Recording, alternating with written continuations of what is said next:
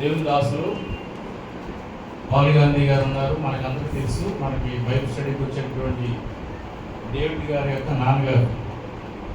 మా చిన్నతనంలో Godavari delta mission GDM west Godavari మరి ఈస్ట్ గోదావరి అదే మరి ఆ యొక్క ప్రదేశంలో మా నాన్నగారు నేను చిన్నగా ఉన్నప్పుడు దేవుని దాసు గురించి తీసుకొచ్చి వాడబడేవారు. అక్కడ ఆయన లోకా గారు, శ్యాంబాబు గారు, పాల్ గాంధీ గారు అంటే ఎంతో పేరు అక్కడ. అది నాకు ఈ దినాల్లో మరి మనకు దొరకడం అరుదు. ఆయన దేవుడి గారి యొక్క తండ్రి గారు ఆయన మనల్ని ప్రేమించి మన మధ్యలోకి ఇది రెండవసారి. పోయిన సంవత్సరం సార్ వచ్చారు, గుర్తుండవచ్చు. మరొకసారి దేవుడు మనకు ఆయన మాటలు మనకు వినిపించడానికి మన మధ్యలో తీసుకొచ్చారు. మన మధ్యకు వచ్చి మరి మన మందిరం అడుగుపెట్టి మనకి దేవుని యొక్క వాక్యం అందించడం మనకు ఎంతో సంతోషకరం, మనకి దీవెన, దేవునికి మహిమ. కాబట్టి మనల్ని ప్రేమించినందుకు ఆయనకి ఒకసారి వందనాలు తెలియజేస్తున్నాం, హృదయపూర్వక వందనాలు తెలియజేస్తున్నాం. ఇప్పుడు మనం ఆయన మనకి వాక్యం అందిస్తారు. బైబిల్ పదవి పాడదాం. మనం అందరం బైబిల్ ఎత్తి బైబిల్ పదవి పాడదాం. పఠింప శ్రేష్ఠ గ్రంథము బైబిల్, పఠింప శ్రేష్ఠ గ్రంథము బైబిల్, అనుదినం పఠించిన ప్రేమతో నడుపును. ఓ పఠింప శ్రేష్ఠ గ్రంథము Bible, the best book to read is the Bible, the best book to read is the Bible. If you read it every day, if you work, you are doing. Oh, the best book to read is the Bible. చిన్న prayer చేస్తారు. Paper అన్న చిన్న prayer చేయండి. అక్కడ చేయండి. Mic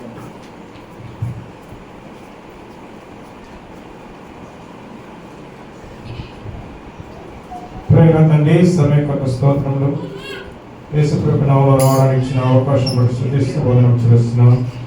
ప్రత్యేకించి ఈ రాత్రి కాల సమయంలో ప్రభు మరి యశ్వర్ ప్రార్థన మందిరంలో నేను కూడా జైన్ అయి ప్రభు తండ్రి వారితో కలిసి ప్రభు మరి గడపడానికి ఇచ్చిన అవకాశం స్తోత్రం. ఈ దాసుని వారిని ఆపేసుకున్నాను స్తోతిస్తూ ఈ దాసుని బలపరచము ప్రభు కావాల్సిన ఈ మాటలను వర్తమానం తండ్రి ఆ నోటి నుంచి ప్రభు అందించం. సంఘానికి క్షేమము, ప్రజలకు ఆశీర్వాదకరంగా మరి మేలుకరంగా ఈ సమయం మీరు దయచేస్తారని విశ్వసిస్తూ వదనం చేయించుకుంటూ మీ దైవ ఆశగా అప్పగించుకుంటూ యేసు ప్రేమ నామములో స్తుతించి ప్రార్థిస్తూ వచ్చిన తండ్రి ఆమేన్.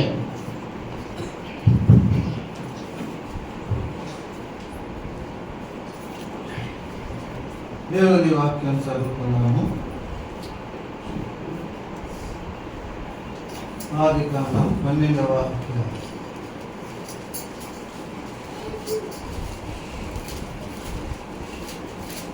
ఆదికాండము 12వ అధ్యాయము మొదటి నుండి చదువుకున్నాము. యెహోవా, నీవు లేచి నీ దేశము నుండి, నీ బంధువుల నుండి, నీ తండ్రి ఇంటి నుండి బయలుదేరి నేను నీకు చూపించు దేశమునకు వెళ్ళు.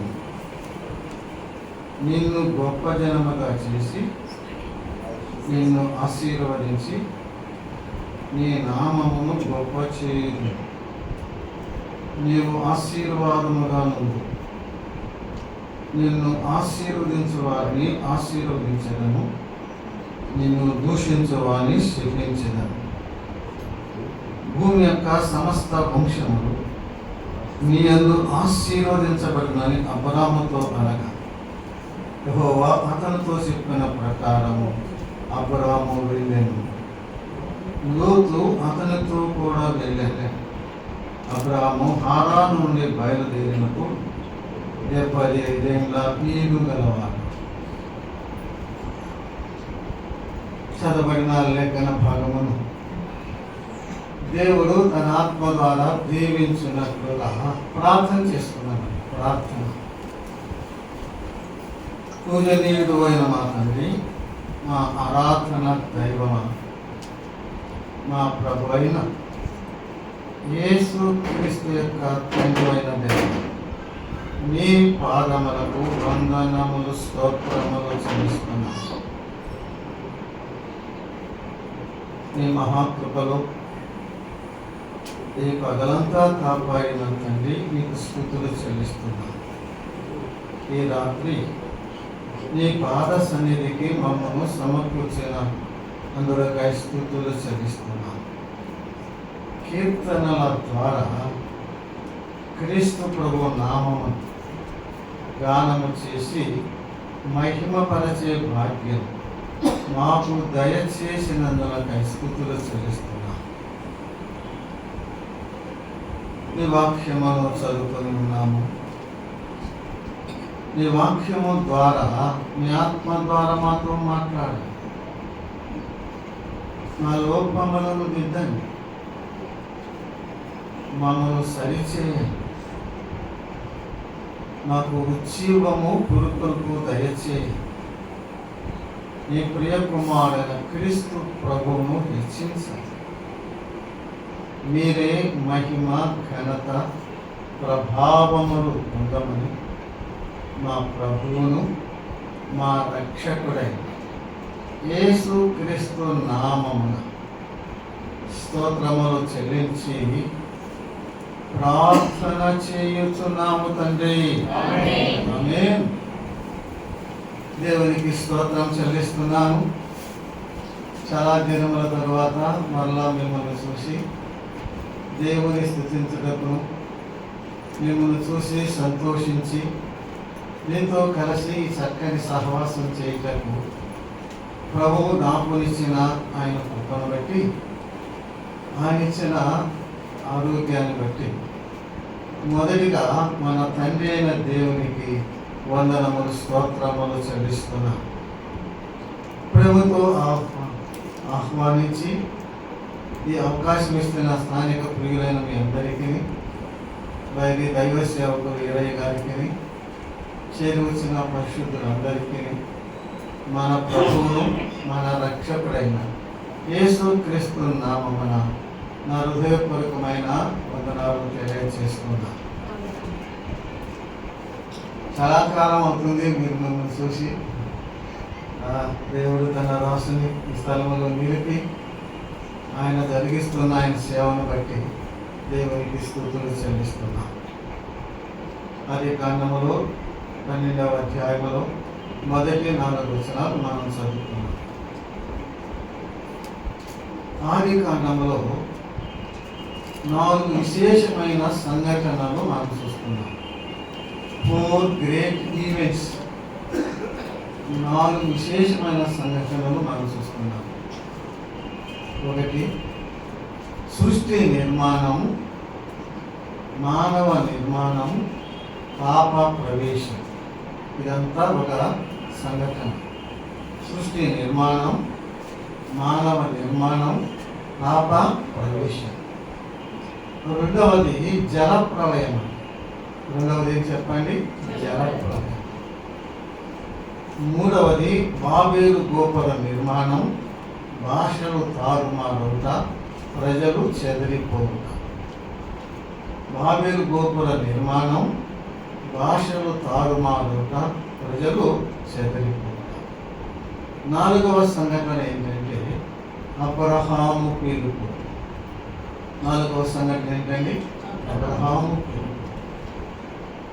అబ్రహాము పిలుపు మానవ చరిత్రలో గొప్ప మలుపు. అబ్రహాము పిలుపు మానవ చరిత్రలో గొప్ప మలుపు.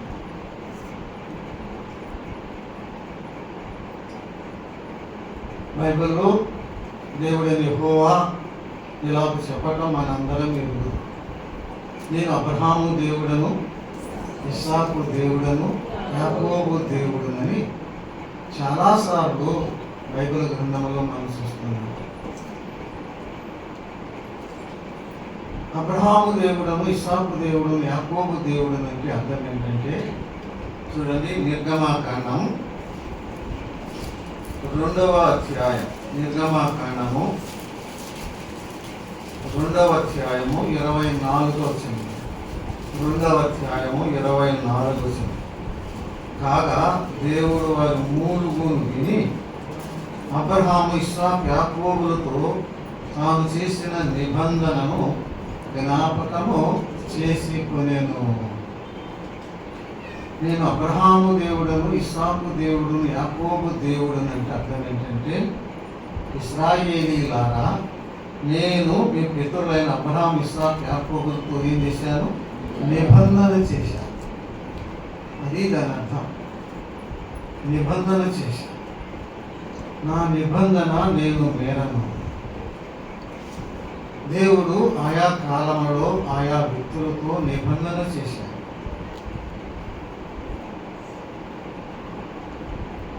ఏదేను తోటలో ఆదాము అవ్వలతో నిబంధన చేశాడు.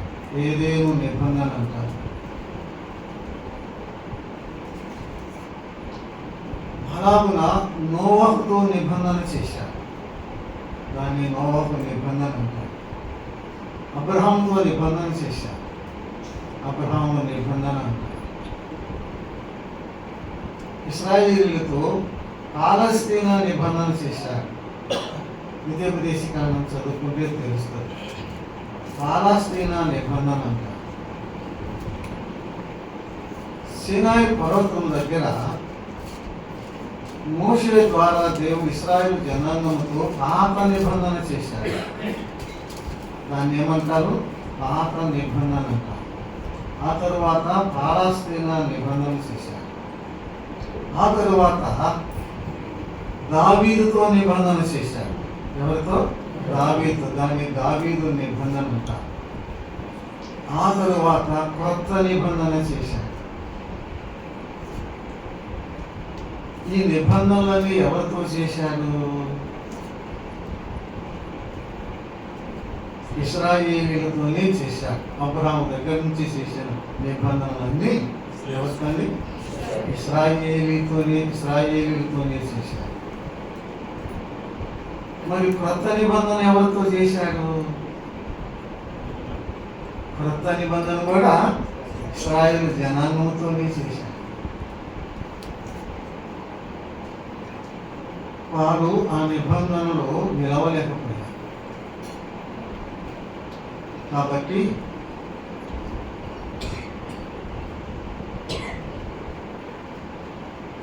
క్రీస్తు ప్రభువుని ఎందరూ అంగీకరించారో వారందరూ ఆ కొత్త నిబంధనలోకి వచ్చినట్లుగా మనం చూస్తున్నాం.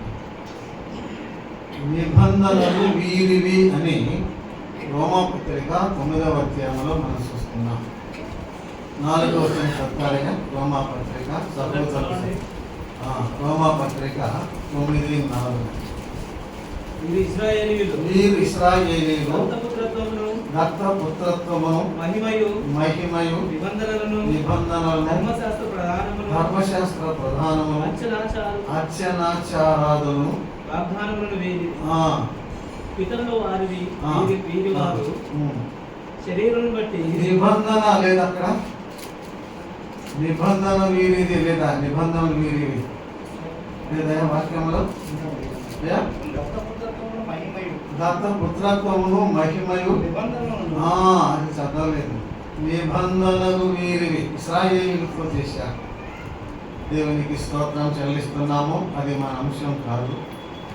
ఇప్పుడు మనం చదువుకున్న లేఖన భాగంలో దేవుడు అబ్రహాముతో నిబంధన చేశాడు. దానిని అబ్రహాము నిబంధన అంటారు. సినాయి పర్వతం దగ్గర ఇశ్రాయేలు జనాంగంతో నిబంధన చేశాడు. దానిని పాత నిబంధన అంటారు. అబ్రహాము నిబంధనకి పాత నిబంధనకి చాలా తేడా ఉన్నది. అబ్రహాము చేసిన నిబంధనకు షరతులు లేని నిబంధన అంటారు. ఏంటి? లేవు, నో కండిషన్స్. షరతులు లేని నిబంధన ఇశ్రాయేలు జనాంగంతో సినాయి పర్వతం దగ్గర చేసిన పాత నిబంధనకి షరతులతో కూడిన నిబంధన. నా ఆజ్ఞలు వింటే, నా మాట వింటే అని ఉంటారు. దాన్ని షరతులతో కూడిన నిబంధన. పాత నిబంధన.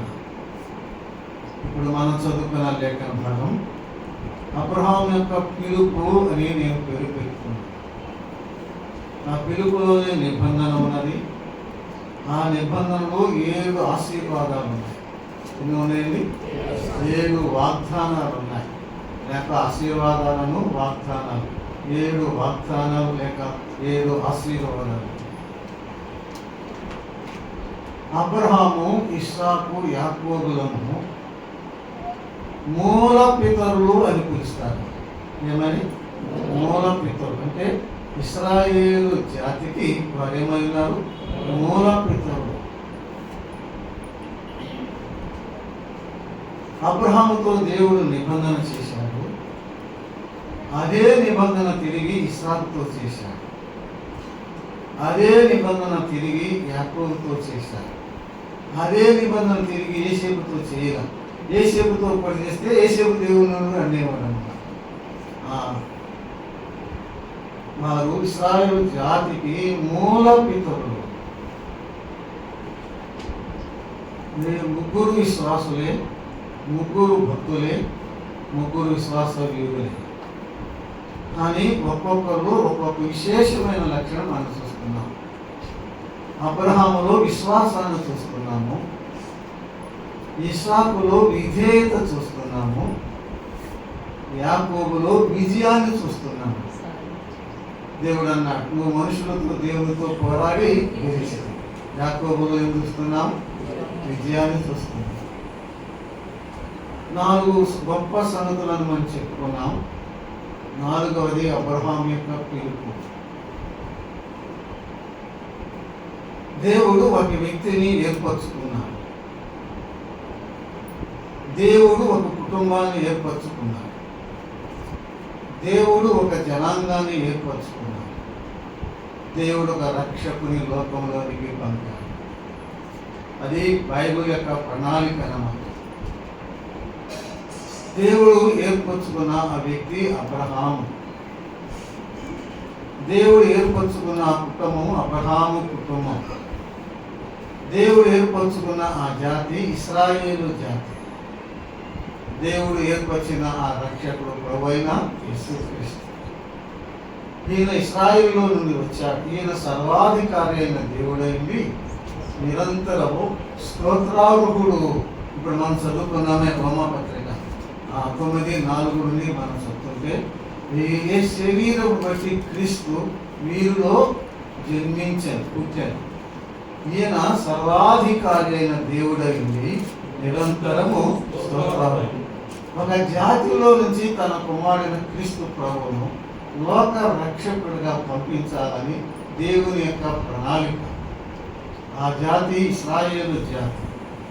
ఆ జాతిలోంచి యేసు ప్రభువారు లోకానికి రక్షకుడిగా వచ్చినట్టుగా మనం చూస్తున్నాము. అబ్రహాము జీవితం మనం ధ్యానం చేస్తున్నాము.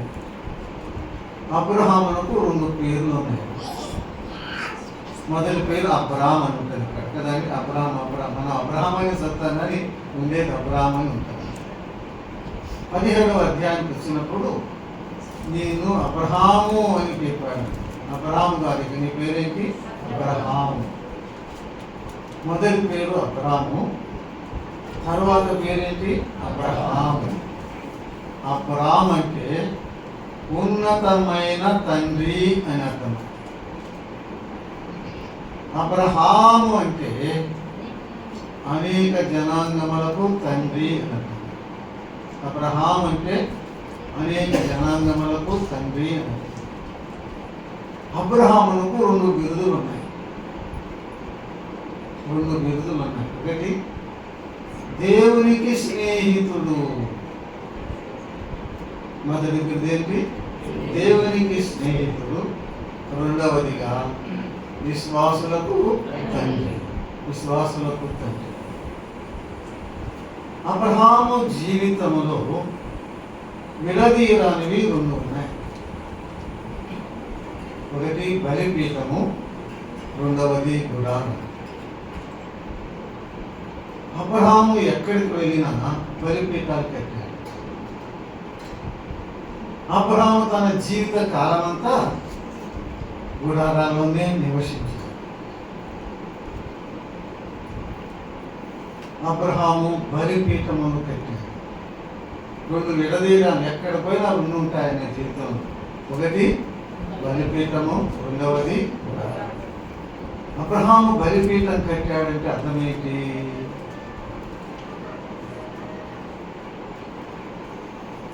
అబ్రహాము బలిపీఠం కట్టుట ద్వారా తెలియచేస్తున్నాడు లోకాన్ని, నేను నిజ దేవుని ఆరాధిస్తున్నా, నిజమైన ఆరాధికుడును అని అర్థం. సృష్టికర్త అయిన దేవుని ఆరాధిస్తున్న ఆరాధికుడు ఎవరు? అబ్రహాము. బలిపీఠము కట్టుటంటే అబ్రహాము ఆరాధికుడు అని అర్థం. మరి అబ్రహాము గుడారవాసి అంటే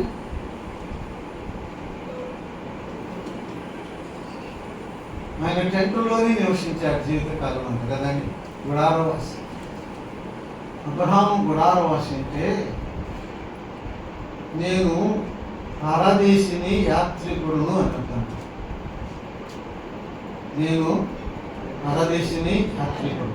నిలవరమైన నివాసము నాకు ఇక్కడ మనకిక్కడ లేదు కదా. గుడారవాసి అంటే అదే అన్నమాట. అదే మిద్దె వేసుకున్నాడు అనుకో, ఆర్సీసీ గుర్తు పెద్ద బిల్డింగ్ వేసుకున్నాడు అనుకో, ఇంకెక్కడికి తీసుకెళ్ళలేదు కదా. ఇది డేరా అయితే టెంట్ అయితే ఏం చేస్తాడు, ఇంకోసారికి వెళ్ళాలంటే ఏం చేస్తాడు, ఇవన్నీ తీసేసుకుంటాడు, మర్చేసుకుంటాడు, గాడిల మీద ఒంటెల మీద వేసుకుంటాడు, ఇంకో చోట పోతాడు, మళ్ళీ అక్కడ మళ్ళీ పాతాడు, మళ్ళీ అక్కడ ఉంటాడు. గుడారవాసి. పరదేశిని అంటే అర్థం ఏంటి?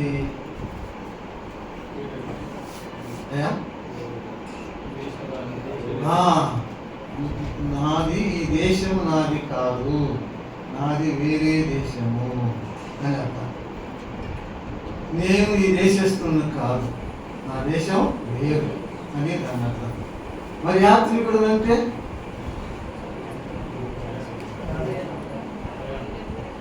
నేను ప్రయాణికుడు, నిలవరమైన నివాసం నాకు ఇక్కడ, ఇవాళ ఇక్కడ, రేపు అక్కడ. నేను యాత్రికుడు. జాన్ బనియన్ అని గొప్ప భక్తుడు యాత్రికుడు ప్రయాణం రాశాడు. చదువుకొని బాగా ఉంటాడు. పిలిగ్రిమ్స్ ప్రోగ్రెస్ అని ఇంగ్లీష్లో ఉంటుంది. మంచి పుస్తకం. అయితే బైబుల్ బాగా చదువుకున్న వాళ్ళకి ఆనందంగా ఉంటుంది, ఆశీర్వాదకరం. Pilgrims progress. జైల్లో చెరసాల నుండి రాశాడు. యాత్రికుడు.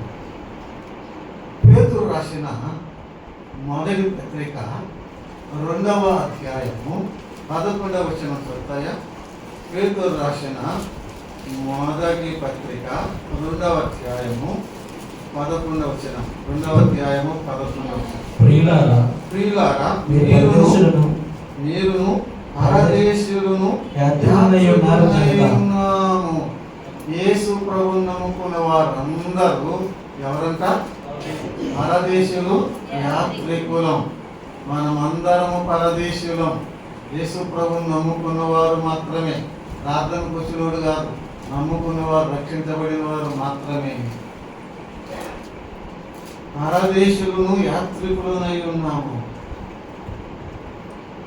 అబ్రహాము తన జీవిత కాలం అంతా గుడారాల్లో నివసించాడు. అబ్రహాము గురించి మనం చదువుతుంటే అబ్రహాము గొప్ప ధనవంతుడు. వెండి బంగారం ఉన్నాయి, దాసదాసీలు ఉన్నారు, పనివారు ఉన్నారు, జంతువులు, మరి చాలా సంపద ఉన్నారు. హేతు కుమారుడు అబ్రహామును ఏమన్నారు తెలుసా? నీవు మా మధ్య మహారాజుగా ఉన్నావన్నారు. 23వ అధ్యాయం. మహారాజు అబ్రహాం ఎవరు చెప్పండి? మహారాజు. ఏమి మహారాజా, గుడారంలో నివసించావేంటి, ధ్యానాల్లో ఉన్నావేంటి అని అడుగు. అబ్రహాము ధ్యానాలను నివసించాడు, గుడారాల్లోనే. ఇసాకు కూడా గుడారాల్లోనే నివసించాడు.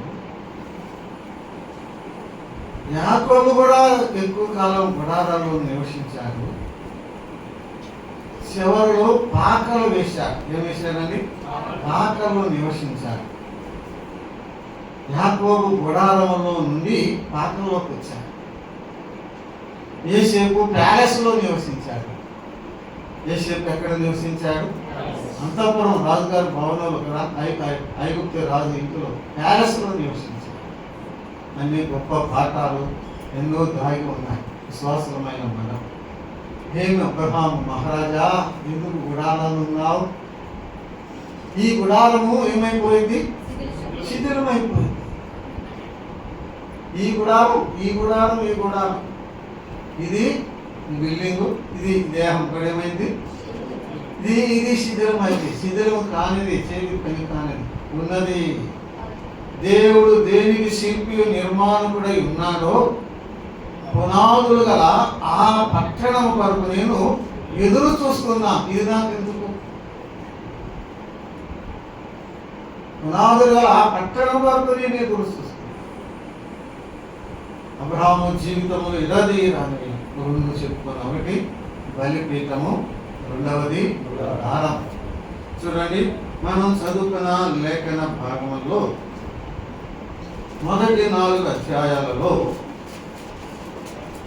అబ్రహాముతో దేవుడు చేసిన నిబంధన, ఆ నిబంధనలో 7 వాగ్దానాలు ఉన్నాయి. చూడండి, 2వ వచనము, నిన్ను గొప్ప జనముగా చేస్తా. 2వది, నిన్ను ఆశీర్వదిస్తా. 3వది, నీ నామమును గొప్ప చేస్తా. 4వది, నీవు ఆశీర్వాదముగా ముందువు. 5వది, నిన్ను ఆశీర్వదించు వారిని ఆశీర్వదిస్తా. 6వది, నిన్ను దూషించు వారిని శపిస్తా. 7వది, భూమి యొక్క సమస్త వంశములు నీ యందు ఆశీర్వదించబడును. నేను నిన్ను ఆశీర్వదిస్తా, నీవే ఆశీర్వాదంగా ఉంటావు. వాగ్దానం, నేను నిన్ను ఆశీర్వదిస్తా. ఎందుకు? నేను ఇప్పుడు చెప్పాను, నేను నిన్ను ఆశీర్వదిస్తా, నీవే ఆశీర్వాదంగా ఉంటావు. నేను నిన్ను ఆశీర్వదిస్తా అబ్రహామ. ఎందుకు? ఇప్పుడు చెప్పా కదయ్యా, నీవు ఇతరులకు ఏమై ఉండాలి? నీకు ఆశీర్వాదంగా ఉండాలి. నువ్వు ఇతరులకు ఆశీర్వాదంగా ఉంటావు. నేను ఇతరులకు ఆశీర్వాదంగా చేస్తా. యేసు క్రీస్తు ప్రభువును నమ్ముకున్న ప్రతి విశ్వాసి ఇతరులకు ఎలా ఉండాలి చెప్పండి? ఆశీర్వాదకరంగా ఉండాలి. దేవుడు నిన్ను ఎందుకు ఆశీర్వదించాడు? ఆ మాటే చెప్పండి. మనం ఇతరులకు ఆశీర్వాదంగా ఉండడానికి. నిన్ను దూషించు వారిని శపిస్తాను, నిన్ను ఆశీర్వదించు వారిని ఆశీర్వదిస్తాను. లోకములు జనాంగములన్నీ నీ మూలముగా ఆశీర్వదించబడును అన్నాడు. ఆ తర్వాత 22వ అధ్యాయానికి వస్తే నీ సంతాన మూలముగా ఆశీర్వదించబడును అన్నాడు. నీ మూలముగా అన్నాడు. 22వ అధ్యాయంలో ఏమన్నాడు? నీ సంతానం అన్నాడు. గలతీ పత్రికలో చెప్తాను, ఆ సంతానము క్రీస్తే అని. ఆ సంతానము క్రీస్తే. అబ్రహాము కుమారుడైన దావీదు కుమారుడు యేసు క్రీస్తు అబ్రహాము కుమారుడు యేసు క్రీస్తు ద్వారా సర్వలోకానికి యేసు క్రీస్తు ప్రభు ఆశీర్వాద కారకుడు కాబోతున్నాడు. నీ సంతాన మూలముగా నేను భూలోకంలో అందరినీ ఆశీర్వదిస్తాను. ఆ సంతానము క్రీస్తే అని పౌలు భక్తుడు తేటగా గలతీ పత్రికలో చెప్తారు. అబ్రహామునకు ఆశీర్వాదానికి ఎంతో అవినావభావ సంబంధం ఉంది, విడదీరని సంబంధం. ఒక ఆయన అబ్రహాము ఎక్కడికి వెళ్ళినా ఆశీర్వాదం. ఇప్పుడు మనం చదువుతున్న లేఖన భాగంలో 5 సత్యాలను ఎదుర్కొంచాలని నేను ఆశిస్తున్నాను. 1, అబ్రహాము పిలుపు. 2వది అబ్రహాము విధేయత. 3వది అబ్రహాము ప్రత్యేకత. 4వది అబ్రహాము త్యాగము. 5వది అబ్రహాం యొక్క విశ్వాసం. 5 సత్యాలు మనం చూస్తున్నాం. ఒకటి అబ్రహాము పిలుపు, రెండవది అబ్రహాము యొక్క విధేయత, మూడవది అబ్రహాము యొక్క ప్రత్యేకత, నాలుగవది అబ్రహాము యొక్క త్యాగం, ఐదవది అబ్రహాము యొక్క విశ్వాసం. హెబ్రీయులకు రాసిన పత్రిక 11వ అధ్యాయం, అందరూ చేయండి. ఆ అధ్యాయం, ఆ వచనమే ఇప్పుడు మనకు ముఖ్యం. 11వ అధ్యాయము వచనము 8. 11:8 హెబ్రీయులకు రాసిన పత్రిక 11వ అధ్యాయము వచనము 8. అబ్రహాము పిలువబడినప్పుడు విశ్వాసమును బట్టి ఆ పిలుపునకు లోబడి తాను స్వాస్థ్యముగా పొందనున్న ప్రదేశమునకు బయలువెళ్ళి మరి ఎక్కడికి వెళ్ళవలెనో అది ఎరుగకి బయలువెళ్ళి. అబ్రహాము పిలువబడినప్పుడు, అది ఇప్పుడు మనం చదువుకున్నాం. దేవుడు యెహోవా అబ్రహాముతో, నువ్వు లేచి నీ దేశం నుండి, నీ బంధువుల నుండి, నీ తండ్రి ఇంటి నుంచి బయలుదేరి నేను చూపించు దేశమునకు వెళ్ళుము. కానీ హెబ్రీ గ్రంథకర్త ఏమన్నారంటే అబ్రహాము పిలుపు కదా. దేవుడు అబ్రహామును పిలిచెను. ఇప్పుడు మనం అబ్రహాము పిలువబడినప్పుడు అని చదువుకున్నాం కదా. అబ్రహాము దేవుని ఏం చేశాడండి? అలాగైతే దేవుని లక్షణాలు, ఒక లక్షణం ఏంటి? దేవుడు ఎటువంటి దేవుడు? పిలిచే దేవుడు. అబ్రహాము దేవుడు పిలిచే దేవుడు. నోరు ఉండి మాట్లాడలేని వాడుకో, ఆయన పిలిచే దేవుడు.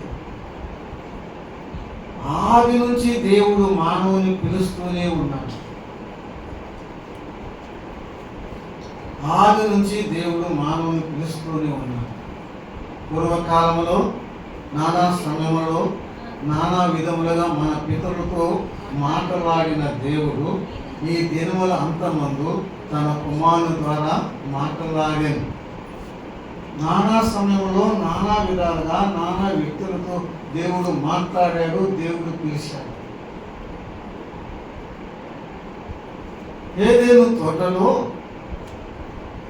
ఆదామవ్వలు పాపం చేసి తోట చెట్ల చాటున దాగుకున్నప్పుడు దేవుడు పిలిచాడు. పిలవలేదా? ఆదామా ఎక్కడా? ఆదామా ఎక్కడా? ఇసాకు మీదకి కత్తి వెత్తినప్పుడు దేవుడు పిలిచాడు. ఏమని? అబ్రహమా. ఆ పిల్లవాని మీద చేయలేదు. దేవుడు పిలిచేది. యాకోబు అని పిలిచాడు. చదువుకోండి. అది కానీ మండుచున్న పొదలో నుండి మోషేని పిలిచాడు. ఏమని? మోషే. బాగున్న సమయం ఆ రాత్రి మనసన్న మందిరంలో కొనుక్కున్నప్పుడు దేవుడని యెహోవా పిలిచాడు. ఏమని? సమయలు 4 సార్లు పిలిచాడు. సమయలు. దమస్కు పట్టణానికి క్రైస్తవులు హింసించడానికి వెళుతున్న సౌలుని పిలిచాడు. సౌలా నువ్వెవరన్నా హింసిస్తున్నావు? సౌలా నువ్వెవరన్నా హింసిస్తున్నావు? దేవుడు పిలిచే దేవుడు. అప్పటి నుంచి ఇప్పటి వరకు కూడా పిలుస్తూనే ఉన్నాడు. యేసు పిలుపు వినలేదా?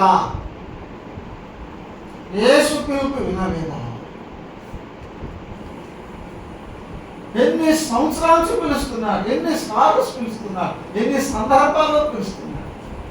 దేవుని వాక్యం చదివే తప్పుడు, దేవుని వాక్యం వింటున్నప్పుడు, దేవుని సేవకుల వాక్యం ప్రకటిస్తున్నప్పుడు, సువార్త ద్వారా, కరపత్రాల ద్వారా అనేక విధాలుగా సంఘటనల ద్వారా దేవుడు యేసు ప్రభువు వారు మానవుని ఏం చేస్తున్నారు చెప్పండి? మానవుని పిలుస్తూనే ఉన్నారు. అప్పటి నుంచి ఇప్పటి వరకు పిలుస్తూనే ఉన్నారు. మరి ఆ పిలుపుకు లోబడ్డావా? యేసు పిలుపు వినలేదా? తెస్సలోనికీయులకు రాసిన 2వ పత్రిక 2వ అధ్యాయము 14వ వచనం చదువుకున్నామని. 2వ పత్రిక 2వ అధ్యాయము 14వ వచనము.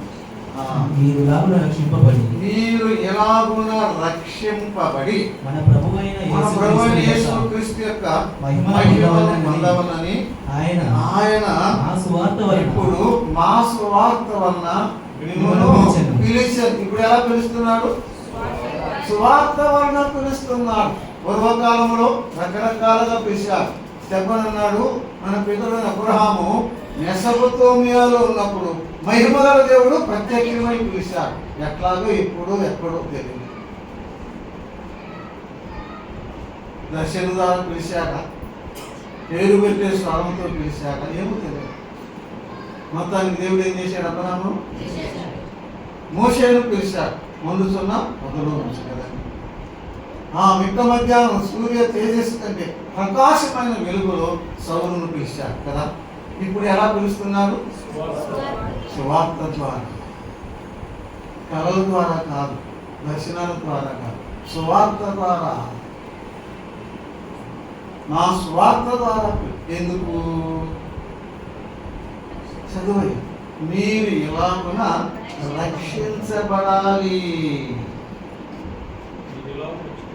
ఎందుకు పిలుస్తున్నాడు దేవుడు మానవుల్ని? రక్షించడానికి. అమ్మాయా, శిక్షించడానికి కాదు, రక్షించడానికి.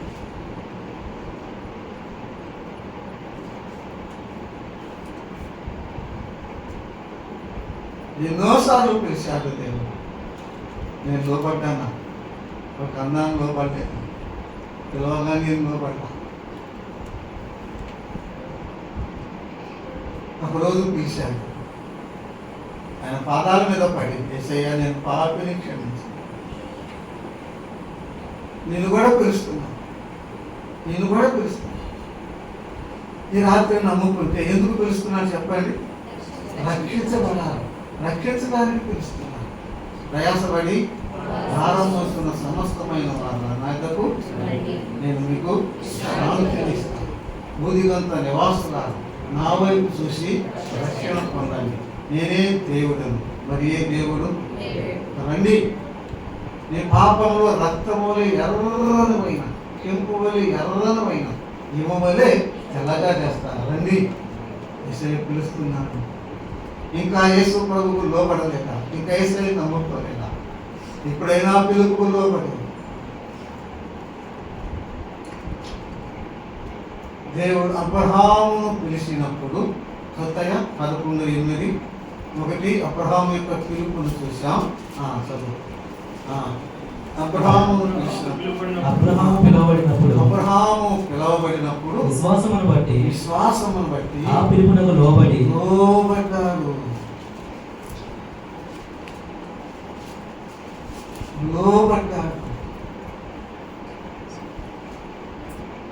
దేవుడు పిలిచాడు. ఆ పిలుపుకు అబ్రహాం ఏమయ్యాడండి? లోబడ్డాడు. కాబట్టి అబ్రహాం ఏమయ్యాడు? నిజంగా చెప్పలేరా? ధన్యుడయ్యా, రక్షించబడ్డా.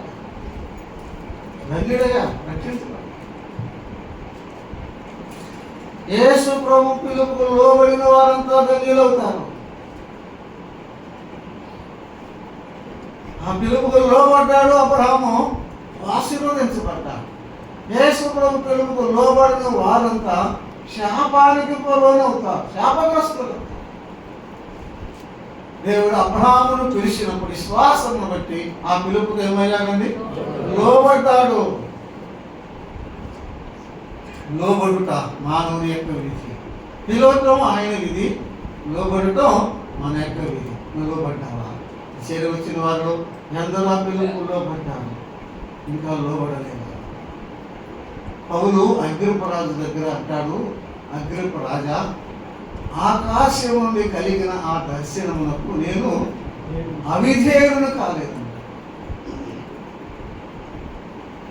ఆకాశం నుండి కలిగిన దర్శనమునకు నేను అవిధేయుడు.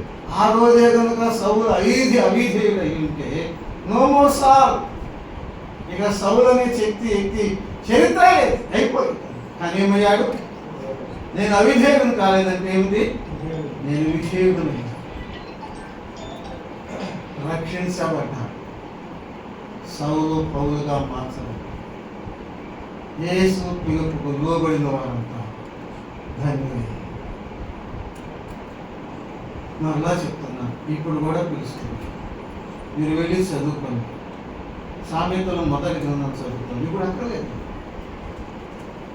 నేను పిలిచా, మీరు లోబడాల. సారాంశం చెప్తుంది. నేను చేయి రాశా, మీరు రాదు. ఇప్పుడు నేను పిలిస్తే మీరు రాలేదు, కానీ ఒకరోజు మీరు పిలుస్తారు నన్ను. ఇప్పుడు కష్టము, శ్రమలు, బాధలన్నీ నీ మీదకి వచ్చినప్పుడు అప్పుడు నన్ను పిలుస్తారు. నేను నీ మర ఇప్పుడు నేను చేయసాగుతున్నా. రండి. ఇప్పుడు ఏంటండి? యేసు పిలుపుకు లోబడి. అబ్రహాము లోబడ్డాడు, ధన్యుడయ్యా. సౌలు లోబడ్డాడు, ధన్యుడయ్యా. యాకోబు లోబడ్డాడు, ధన్యుడయ్యా. లోబడిన వారంతా ధన్యులయ్యా. నేను లోబడ్డా, నేను ధన్యుడిని. నా నీతిని బట్టి కాదు, నా భక్తిని బట్టి కాదు, నా సత్క్రియలను బట్టి కాదు, నా దాన ధర్మాన్ని బట్టి కాదు, నా మంచి జీవితాన్ని బట్టి కాదు, నా ప్రార్థన బట్టి కాదు. నేను లోబడ్డా, అంతే. నేను లోబడ్డా, నేను ధన్యుడిని అయ్యా. నువ్వు కూడా లోబడితే నువ్వు కూడా ధన్యురాలు అవుతావు. రెండు సంగతులు మనం తెలుసుకున్నాం కదండి. ఒకటి, అబ్రహాం యొక్క పిలుపు. రెండవది, అబ్రహాం యొక్క విధేయత చదువుకున్నాం. మూడవది చూడండి, 12వ అధ్యాయము మొదటి వచనం. నేను చూపించు దేశమునకు వెళ్ళుము కదా, వెళ్ళుము. యెహోవా, నువ్వు లేచి నీ దేశం నుండి, నీ బంధువుల యొక్క నుండి, నీ తండ్రి ఇంటి నుండి బయలుదేరి నేను చూపించు దేశమునకు వెళ్ళుము. ఆ తర్వాత వెళ్ళాను అనే మాట 4వ అధ్యాయం చూస్తాను. అంటే విధేయత. వెళ్ళమన్నాడు, అబ్రహాము ఏమయ్యాడు? వెళ్ళాడు. అది విధేయత. గమనించాలి. మొదటి వచ్చిన మళ్ళా చెప్తున్నాను.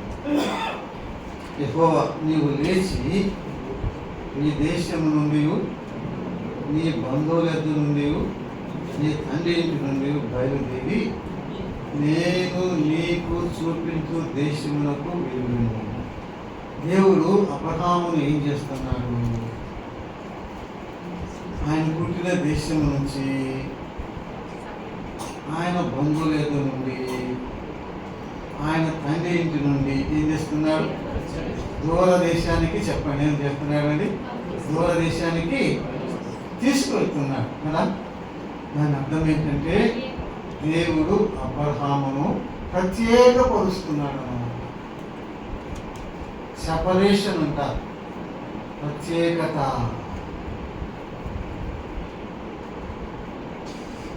ఇది బైబిల్లో చాలా ప్రాముఖ్యమైన అంశం. సిన్నర్స్కి ఏమో సాల్వేషన్ ముఖ్యం, పాపులకి ఏది ముఖ్యం? రక్షణ ముఖ్యం. సెయింట్స్ అంటే రక్షించబడిన వారికి ప్రత్యేకత ముఖ్యం. ప్రత్యేకత ముఖ్యం. ప్రతి సెపరేషన్ అండ్ శాంక్టిఫికేషన్ అని రెండు విశేషమైన మాటలు బైబిల్లో ఉన్నాయి.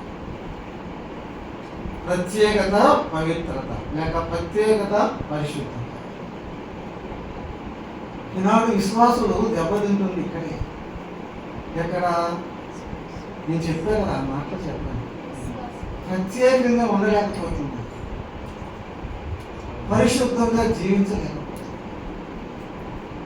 అక్కడే ఫెయిల్ అయిపోయా, అక్కడే తడబడుతుంది, అక్కడే పడిపోతుంది, అక్కడే దేవునికి వేసేకు బాధ వేదన కలిగిస్తుంది. దేవుడు అబ్రహామును వేరు చేస్తున్నాడు. పుట్టిన దేశం నుండి, పెరిగిన బంధువుల నుండి, కన్న తండ్రి ఇంటి నుంచి దేవుడు ఏం చేస్తున్నాడు? అబ్రహామును వేరు చేస్తున్నాడు, ప్రత్యేకపరుస్తున్నాడు. దేవుడు అబ్రహామును వేరు చేస్తున్నాడు. కొరక అడుగుతున్నా. దేవుడు వేరు చేస్తాడా, దేవుడు జతపరుస్తాడా? పెళ్ళి అయిన వాళ్ళు చెప్తారు కదా, పెళ్ళి కాని వాళ్ళు ఏం చెప్తారులే. పెళ్లి రోజు పెళ్లి చేయించే రిజిస్ట్రార్ గారు ఏమని ప్రమాణం చేస్తారు? దేవుడు జతపరిచిన వారిని ఏ మనుషుడు వేరు చేయడు. మరి దేవుడు వేరు చేస్తాడా? అవును, దేవుడు వేరు చేశాడు. ఆదికాండం 1వ అధ్యాయం మీరు చదువుకోండి. దేవుడు లోకమంతా చీకటిలో ఉంది, వెలుగు కమ్మనగానే ఏమైంది? వెలుగాయను. వెలుగు మంచిదై ఉన్నట్టు దేవుడు చూశాను. దేవుడు వెలుగును చీకటిని ఏం చేశాడు? వేరు చేశాడు. మొదటి రోజు ఏం చేశాడు చెప్పరే? వేరు చేశాడు. వెలుగును చీకటిని ఏం చేశాడు? వేరు చేశాడు. ఇప్పుడు అబ్రహాము కూడా ఏం చేస్తున్నాడు? వేరు చేస్తున్నాడు. దాని అర్థం ఏంటి? యేసు ప్రభువును నమ్ముకున్న ప్రతి విశ్వాసి నమ్మన వారి నుండి ఏం కావాలి? వేరై ఉండాలి, వేరైన జీవితం జీవించాలి. A separated and sanctified life you must live. ప్రత్యేకమైన పరిశుద్ధమైన జీవితం జీవించాలి. అది దేవుని యొక్క ఉద్దేశం, దేవుని యొక్క సంకల్పం. దేవుడు అబ్రహాము వేరు చేస్తున్నాడు, వేరు చేశాడు, వేరు చేస్తున్నాడు. నేను చూపించు దేశానికి వెళ్ళు, దేశాన్ని విడిచిపెట్టు వెళ్ళు, బంధువులు విడిచిపెట్టు వెళ్ళు, అన్నింటిని విడిచిపెట్టు వెళ్ళు. ఎంత కష్టమో కదా. ఆయన ఏం చేశాడు? వేరు విశ్వాసి వేరైన జీవితం జీవిస్తున్నాడు. ఇప్పుడు తండ్రి ఇంటి నుంచి వేరు చేశాడు కాబట్టి, నా తల్లిదండ్రులు ముసలోడు దేవుడే చెప్పాడు కాబట్టి నేను వెళ్ళిపోతున్నా, నీ బతుకు మీరు బతకండి. అది కాదు, అది అట్లా చెప్పుకోకూడదు. అది అది అది విపరీతమైన వ్యాఖ్యానం. యేసు ప్రభువును నమ్ముకున్న ప్రతి విశ్వాసి వృద్ధులైన తల్లిదండ్రులు చూడాలి, వారిని చక్కగా చూడాలి. నీవు భూమి మీద దీర్ఘాయుష్మంతుడు అవునట్లుగా నీ తల్లిని నీ తండ్రిని ఏం చేయాలి? సన్మానించాలి. మరి వేరుగా ఉండమంటున్నాడు, దాని అర్థం ఏంటి? వారి యొక్క నమ్మని వారు కదా, వారు నమ్మని వారు కాబట్టి వారు చేసే ఆచారాలు ఉంటాయి, వారు చేసే బైబిల్ విరుద్ధమైన పద్ధతులు కొన్ని ఉంటాయి. వాటిలో మనం పాల్గొనకూడదు. అది వేరు ఉంటుంది. అప్పుడు శరీరంగా అబ్రహాము వేరు చేశాడు. ఇప్పుడు ప్రతి విశ్వాసం ఏం చేయాలి? ఏం చేస్తున్నాడు? వేరు చేస్తున్నాడు. వారు నడిచినట్టుగా మనం నడవకూడదు, వారు మాట్లాడినట్టుగా మనం మాట్లాడకూడదు, వారు చేసినవన్నీ మనం చేయకూడదు, వారి ఆచారాలు మనం ఆచరించకూడదు, వారి పద్ధతులు మనం ఉండకూడదు. మనం వేరుగా ఉండాలి. కల్తీ జీవితం జీవించకూడదు, రాజీ జీవితం జీవించకూడదు. ఆఖరికి తల్లి తండ్రి అయినా బైబిల్కు దేవుని వాక్యానికి విరుద్ధంగా చెప్పినవి ఏవైనా మనం ఏం చేయకూడదు చెప్పండి? ఆ మాటలు చెప్పండి, చేయకూడదు. వాటిలో పాలు పొందకూడదు. ఆఖరికి తండ్రి అయినా, తల్లి అయినా, భార్య అయినా, భర్త అయినా, కొడుకైనా, ఎవరైనా సరే సెపరేషన్, ప్రత్యేకంగా జీవించాలి. కొరింథీయులకు రాసిన మొదటి 2వ పత్రిక 6వ అధ్యాయము వచనం 18 చదువుతున్నాను. కొరింథీయులకు రాసిన 2వ పత్రిక 6వ అధ్యాయము 18 వచనం. 6వ అధ్యాయము 18 వచనం. 6:18.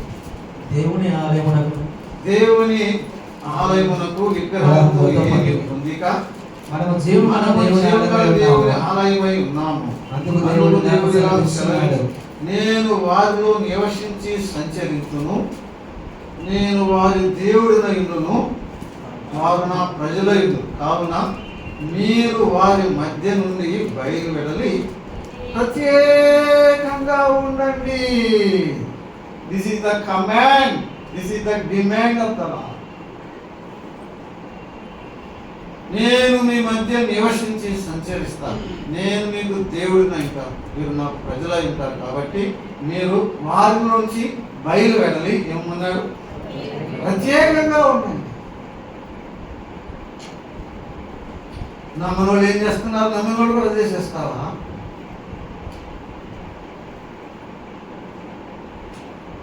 దేశము నుండి వేరు చేస్తున్నారు అంటే ఒక భక్తుడు చెప్పాడు, దేశ రాజకీయాల నుంచి వేరు చేస్తున్నాడు అంటే దాని అర్థం ఏంటంటే విశ్వాసులు రాజకీయాల్లో పాల్గొనకూడదు. ఓటేసుకుంటే ఏం చేసుకో, ఎంతవరకే. ఏ పార్టీ తరఫున మనం నిలబడకూడదు, క్యాన్వాస్ చేయకూడదు. దేశము నుండి వేరు చేయడం, బంధువుల నుండి వేరు చేయకమంటే బంధువులు చేసే అన్యాచారాలు ఉన్నాయి కదా, అన్యాచారాలు పెళ్ళిళ్ళప్పుడు చేస్తారు కదా, అవి ఇవి చేస్తారు కదా మా తీరా, వాటన్నిటి నుంచి ఏం కావాలి మనం? అవన్నిటిలో పాలు పొందకూడదు అని అర్థం. తండ్రి ఇంటి నుంచి వేరు అవటం అంటే, తండ్రి నమ్మనోడైతే, తల్లి నమ్మనమైతే, మన అన్నదమ్ములు రక్త సంబంధులు నమ్మని వాడైతే, వారు తల్లిదండ్రులు అయినా సరే వారి యొక్క అవిశ్వాస కార్యములలో, వారి యొక్క పాప క్రియలలో మనం ఏం కావాలంటే పాలు పొందకూడదు. ఎవరైనా తండ్రి అయినా తల్లి అయినా ప్రత్యేకంగా ఉండండి, ప్రత్యేకంగా ఉండండి. మా అమ్మ చెప్పిందండి, మా నాన్న ఊరుకోవడం, ఈ నాన్న ఊరుకోకపోతే తనది వేసే ఊరుకోడు, అది ఆలోచన చేసుకో. మా నాన్న ఊరుకోడు అంటున్నావు నువ్వు, మీ నాన్న చెప్పినట్టు చేస్తే ఎవరు ఊరుకోరు? ఏసై చెప్పినట్టు చేస్తే మీ నాన్న ఊరుకోరులే. మరి మీ నాన్న చెప్పినట్టు చేస్తే మరి ఎవరు చెప్పినట్టు చేయాలి? ఆలోచన చేసుకో. అది గొప్ప అంశం మన ముందుకు సార్. ఇశ్రాయేలీలు మీరు చరిత్ర చదవండి, న్యాయాధిపతుల దగ్గర నుంచి మలాకి గ్రంథం వరకు వారు ప్రత్యేకమైన జీవితం జీవించలేకపోయారు. అన్యుల ఆచారాలు చేస్తూ వచ్చారు. దేవారూప శక్తిగా కోపం వారి మీదకి వచ్చింది. వారు శపించబడ్డారు, చల్లాసి. ప్రత్యేకంగా ఉండండి. దేవుడు అబ్రహామును ప్రత్యేకపరిచాడు. 4వదిగా అబ్రహాం యొక్క త్యాగం.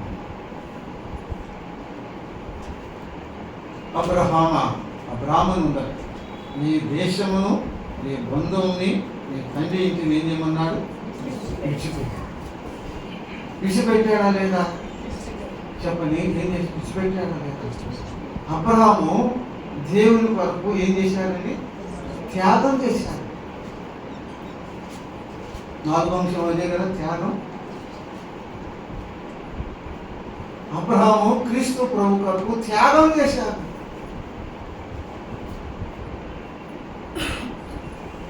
విశ్వాస జీవితం త్యాగ సహితమైన జీవితం, త్యాగరహితంగా, త్యాగ సహితమైన జీవితం. అబ్రహాము త్యాగం చేశాడు, మోషే త్యాగం చేశాడు. మోషే పెద్దవాడైనప్పుడు విశ్వాసం బట్టి ఐగుప్తు ధనము కంటే క్రీస్తు విషయమైన నింద గొప్ప భాగ్యమని అల్పకాల పాపభోగం అనుభవించడం కంటే దేవుని ప్రజలతో శ్రమ అనుభవించడం మేలని యోచించి మరో కుమార్తె యొక్క కుమారుని అనిపించుకోవడానికి ఒప్పుకోలేదు. త్యాగం. మోషే త్యాగం చేశారు క్రీస్తు ప్రభువు. ఐగుప్తి ధనాన్ని త్యాగం చేశారు, ఐగుప్తి అంతఃపురాన్ని త్యాగం చేశారు, ఐగుప్తి సింహాసనాన్ని త్యాగం చేశారు. He left everything for Christ. క్రీస్తు కొరకు సమస్తాన్ని ఇస్తారు. He left the treasures of Egypt, the pleasures of Egypt, the palace of Egypt,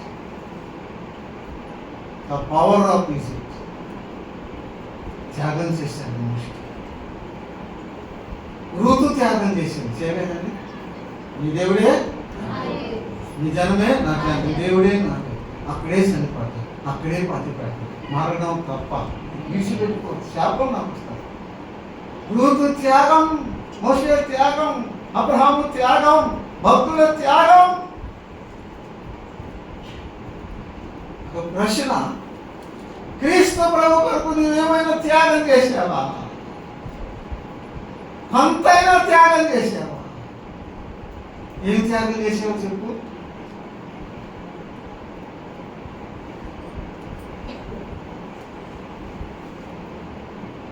భక్తులంతా త్యాగం చేసిన వారే. ఏవేవి నాకు లాభకరములు నేను వాటిని నష్టంగా ఎంతగా ఇచ్చుకుని త్యాగం చేశారు. నేను ఎబ్రీడునా, నేను వారు ఎబ్రీడుని బెన్యామీను గోత్రం అనుకుంటే పరిశీలి సంతతి వాడు. త్యాగం. క్రీస్తు ప్రభు కొరకు త్యాగం చేశారు. క్రీస్తు ప్రభు కొరకు త్యాగం చేశారు. స్టెఫను, క్రీస్తు ప్రభు కొరకు అపోస్తలులు త్యాగం చేశారు. భక్తులందరూ నాటి నుంచి భక్తులందరూ త్యాగం చేశారు. మరి ఏమైనా త్యాగం చేశారు. క్రీస్తు ప్రభు కొరకు చేసే త్యాగం వ్యర్థం కాదు.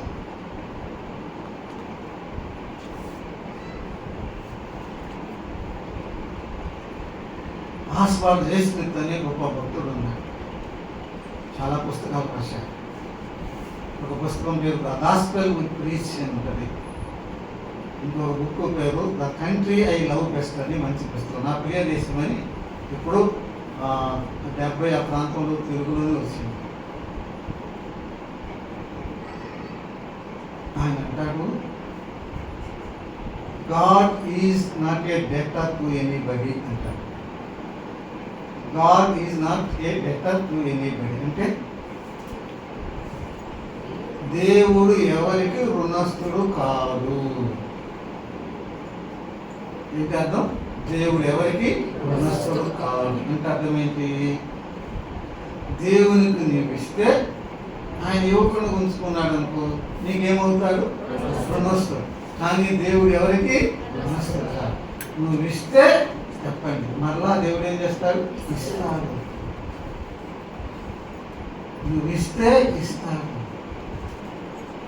నువ్వు క్రీస్తు ప్రభు కొరకు నష్టపోతే ఇంకా ఎక్కువ ఇస్తాడు. దాని అర్థం దేవుడు ఎవరికి రుణస్థుడు.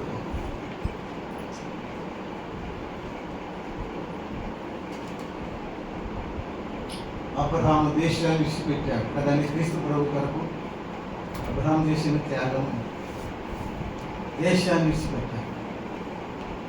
దానికి ప్రతిగా దేవుడు అబ్రహాంకి ఏమి ఇచ్చాడో తెలుసా? మరీ శ్రేష్టమైన దేశం ఇచ్చాడు. హెబ్రీ పత్రికలో 11వ వచనం. మీరు ఇప్పుడు చూస్తారు, మరీ శ్రేష్టమైన దేశం ఇచ్చాడు.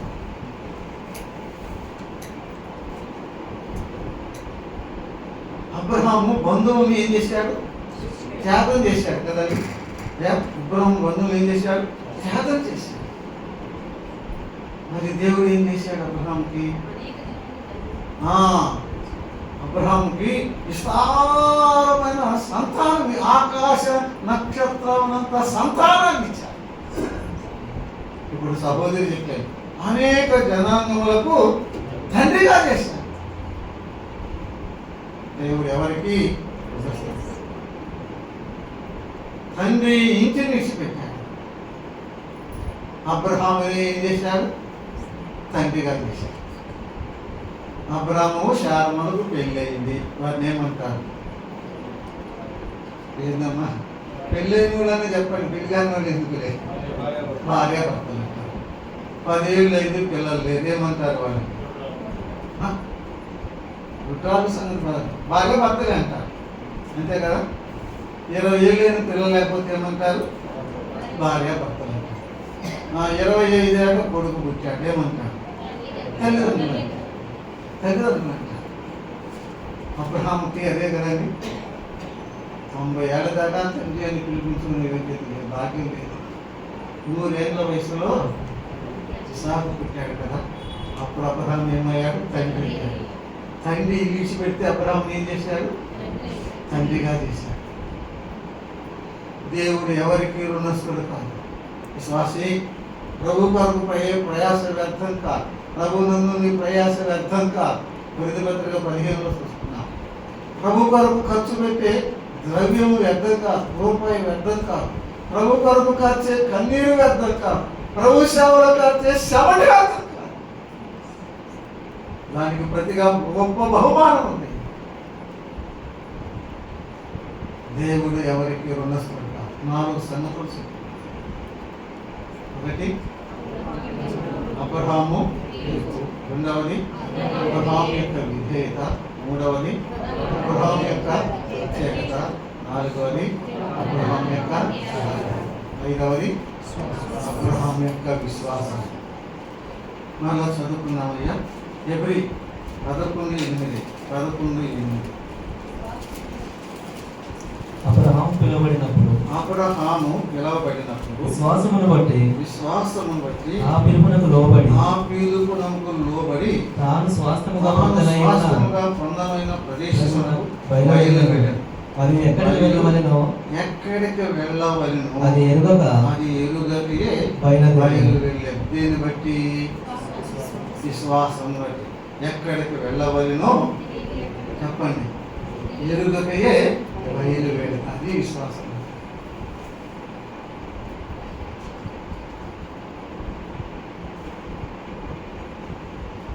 బైబిల్ కాక యూదులకు వేరే గ్రంథాలు కూడా ఉన్నాయన్నమాట.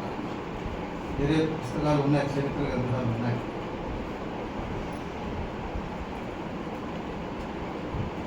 జోసెఫస్ అనే యోధా చరిత్రకారు చాలా రాశాడు. జూయిష్ యాంటిక్విటీ అని ఇస్రాయేల్ యూదుల చరిత్ర పుస్తకం రాశాడు జోసెఫస్ అనే ఆయన. సరే, వారు వేరే గ్రంథాలు ఇలా రాసుకున్నారు అన్నమాట. నేను చదివిందే మీకు చెప్తానా, చెప్పి ప్రార్థన చేస్తాను. దేవుడు అబ్రహామును బయలుదేరమన్నాడు కదా వేరే దేశం. వచ్చి శారమ్మకు చెప్పాడంట, అమ్మా మనం ప్రయాణం అవ్వాలి, నువ్వన్నీ సర్దేసేయమన్నాడు. మహాతల్లి ఎక్కడికయ్యా ఎందుకయ్యా అని అడగల. భర్త చెప్పాడు, ఆమె ఏం చేసింది, సామానంతా సర్దేసింది. ఇట్లా ఇక తెల్లవారిపోతుందన్నమాట. అట్ట తెల్లవారుతుందన్నమాట. అబ్రహాము శారమ్మలు ఆ సామాను తీసుకుని ఇక బయలుదేరడానికి సిద్ధంగా ఉన్నారన్నమాట. బయలుదేరబోతున్నారు. అప్పుడు ఒక వ్యక్తి పరిగెత్తుకుంటూ వెళ్ళి అబ్రహాము తండ్రికి చెప్పాడు. ఆయన పేరు తెరవు కదా. ఏం ముసలాయన, ఏది మెదలకుండా ఉన్నావు అన్నాడు. ఏంటి బాబు అన్నాడు. నీకేం తెలియదా అన్నాడు. నాకేం తెలీదా? తెలియదు. నీ కొడుకు వెళ్ళిపోతున్నాడు అన్నాడు. నీ కొడుకు వెళ్ళిపోతుంది. ఏ కొడుకు? అబ్రహాము. ఎక్కడికి? నాకేం తెలుసు. ఓ అడుగు ముసలాను, నువ్వు ఆలస్యం చేసావని వెళ్ళిపోతావు, ఇక నువ్వు చూడవన్నాడు. తెరవు గబగబ పరిగెత్తుకుని వచ్చాడంట అబ్రహాం. అబ్రహాం పరిస్థితి ఎట్లా ఉంది? అంతా సర్దుకుని చెప్పండి, లగేజ్ అంతా సర్దుకుని ఇక బయలుదేరబోతున్నాడు. తెరకు వచ్చాడు. అబ్రహామా ఎక్కడ కదా అని అడిగాడంట. ఎవరు? తండ్రి. ఒక దేశం వెళ్తున్నాను తండ్రి అన్నాడు.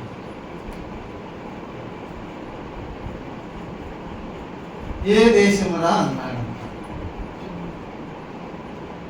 చెప్పయ్యా, ఇప్పుడు మనం చదువుకున్నాం కదా. ఏ దేశమని అన్నాడు. నాకు తెలియదు. మరి ఎందుకు వెళ్తున్నావరా అన్నాడు. దేవుడు వెళ్ళమన్నాడు, వెళ్తున్నాను. దేవుడు వెళ్ళమంటే వెళ్తావా అన్నాడు. నేను వెళ్తాను. నువ్వు వెళ్తావా? నేను వెళ్తాను. నేను వెళ్ళనీనని అర్థం పడ్డాను. తెరవు పేరు కదా. తెరవు అంటే అర్థం ఏంటంటే పేరుకి తడవు. నువ్వు చూసుకొని డిక్షనరీలు ఉంటాయి, ఆ తెలుగు బైబిల్ పదార్థ డిక్షనరీ ఉంటాయి, చూసుకొని నీకంటూ ఉంటారు కదా. తెరవు అంటే అర్థం ఏంటి? తడవు. అబ్రహాం ప్రయాణాన్ని తండ్రి ఏం చేస్తున్నాడు? ఆలస్యం చేస్తున్నాడు అన్నమాట. ఆ తండ్రి కుమారుడు చాలాసేపు వాదన జరిగిందంట. నేను ఎలానీ తండ్రి, నేను ఎలానీ. ఆఖరికి అబ్రహాము అన్నాడంట, తండ్రి అసలు నీ సమస్య ఏంటి చెప్పు నాకు అన్నాడు. అదేంటో అంటావు, నేను నిన్ను కన్నానురా, నేను పెంచాను, నేను ఇప్పుడు ముసలోడిని అయ్యాను, నా కొడుకు ఫలానా స్థలంలో ఉన్నాడంటే నాకు ఎప్పుడైనా ఆశ కలిగితే వచ్చి చూసుకుంటాను రా. ఏంటి అంటున్నావు, నా కొడుకు ఫలానా స్థలం, నువ్వు నా మీద నన్ను చూస్తాను రాకపోయినా నాకు, నేను తండ్రిని కదా, నాకు ఆశ ఉంటుంది కదా. అదే తండ్రి నీ సమస్య, అదే తండ్రి నాకు నిజంగా తెలియదు ఆ దేశానికి దారి తెలియదు, ఆ దేశం పేరు కూడా నాకు తండ్రి నాకు తెలియదు, కానీ నన్ను పిలిచి వెళ్ళమన్నాడే, మిగిలింది మీరు చెప్తారు, నేను ఆగాను. నన్ను పిలిచి వెళ్ళమన్నా నా దేవుడికి తెలుసు, నాకు తెలియదు. నన్ను పిలిచి వెళ్ళమన్నా దేవుడికి తెలుసు, ఆ దేశం పేరు తెలుసు, ఆ దేశానికి దారి తెలుసు, ఆ దేశం ఏ దిక్కున్నదో తెలుసు, ఆ దేశాన్ని నాకు ఆయనే తీసుకెళ్తా. నన్ను వెళ్ళని నాకు తెలియదు, నన్ను పిలిచిన దేవుడికి తెలుసు. అప్పుడు తెలవన్నాడు, అబ్రామా నా కుమారుడా, నీకు ఎప్పుడు కలిగిందో ఇంత విశ్వాసం అన్నాడు. నీకు ఎప్పుడు కలిగిందో ఇంత విశ్వాసం ఆగోదని చెప్పి తాను కూడా తన సామాన్లు తీసుకుని నేను కూడా వస్తాను. హారాను మట్టుకు వచ్చిందని ఉంటుంది, మీరు కింద చదువుకోండి. ఎక్కడికి వచ్చాడని? హారాను మట్టుకు వచ్చాడు. అక్కడ ఫెరో చనిపోయాడు, తండ్రిని వేరు చేశాడనమాట. తండ్రి వద్దు నేను వస్తాను కూడా, తండ్రి నేను వస్తాను అన్నాడు కదా. ఆ బంధాన్ని కూడా ఏం చేశాడు, తెరమయ్యాడు, వేరైపోయాడు. ఆ తర్వాత లోతును వేరు చేశాడు, ఆ తర్వాత ఇస్మాయిల్ని వేరు చేశాడు, ఆదర్ను వేరు చేశాడు. విశ్వాస జీవితం అంతా వేరుగా ఉండటమే, సెపరేటెడ్ లైఫ్.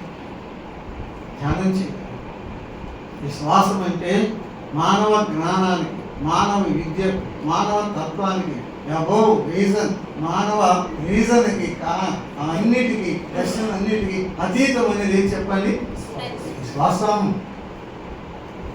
అందుకే అబ్రహాము విశ్వాసంలోకి తండ్రి. ఎక్కడికి వెళ్ళవలనో అది ఎరుగుతే పైగా వెళ్ళను, దేన్ని బట్టి?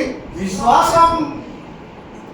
దేవుడు వెళ్ళమన్నాడు, వెళ్ళాడు. నాకు తెలియదు, మన దేవుడు నా పని ఏంటి? బయలుదేరటమే. నన్ను పిలిచిన వాడు నడిపిస్తాడు, చేరుస్తాడు, నాతో ఉంటాడు. దేవునికి స్తోత్రం. విశ్వాసం. ఒక వచనం చదువుకున్నాను, 15వ అధ్యాయం 6వ వచనం. ఆదికాండము 15:6.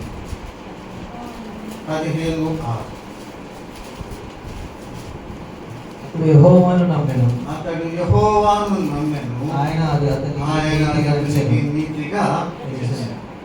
బైబిల్లో కొన్ని ప్రాముఖ్యమైన వచనాలు ఉంటాయి, వెరీ వెరీ ఇంపార్టెంట్ వర్సెస్. వాటిలో ఇది ఒక ప్రాముఖ్యమైన వచనం.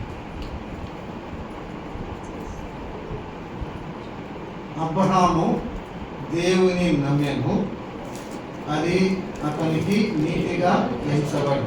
బ్రహ్మపత్రిక ఉంది, గలతీ పత్రిక ఉంది, యాకోబు పత్రిక ఉంది. కొత్త నిబంధనలో 3 శాతం ఉంది. అబ్రహాం విశ్వాసానికి వచ్చి అక్కడ మనం చూస్తున్నాం. అతడు దేవుని నమ్మెను, దేవుడు అది అతనికి నీతిగా ఎంచబడి. మరలా నేను చదువుతున్నా, వినండి. అబ్రహాము దేవుని నమ్మెను. అబ్రహాము చేసిన గొప్ప పని ఏంటది? ఇంకా ఆలోచిస్తున్నాను. దేవుని నమ్మటమే.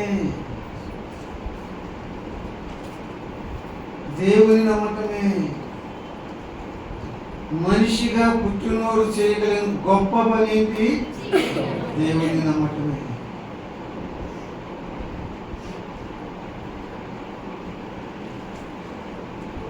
అలెగ్జాండర్ గొప్పవాడు అన్నారు కదండి.